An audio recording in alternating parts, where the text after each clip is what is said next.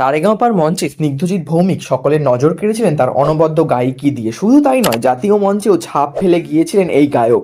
2019 সালে বাংলার সারেগামাপায় দ্বিতীয় স্থান দখল করেন স্নিগ্ধজিৎ ভৌমিক।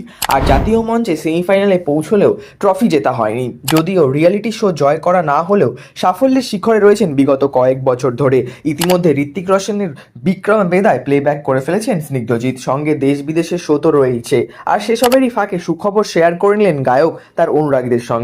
একেবারে ঝা চকচকে নতুন গাড়ি কিনে ফেলেছেন, সেটির ভিডিও শেয়ার করে নেন স্নিগ্ধজিৎ সোশ্যাল মিডিয়ায়। নতুন গাড়ির দাম ছিল 11 লাখ থেকে 15 লাখের মধ্যে। ছোটবেলায় বেশ আর্থিক কষ্টের মধ্যে দিয়েই বড় হয়েছেন স্নিগ্ধজিৎ। বেশ অল্প বয়সেই স্নিগ্ধজিৎ ভালোবেসে বিয়ে করেন অদিতিকে। একবার গায়ককে বলতে শোনা গিয়েছিল, এখন ভগবানের দয়া আমাদের অবস্থা সচ্ছল। এমন দিন গেছে তখন আমার কাছে রেওয়াজ করার তানপুরাও ছিল না। অদিতি নিজের রক্ত বেচে আমার তানপুরা এনেছে। সেই মেয়েটা আমাকে কোনোদিন ছেড়ে যাবে না।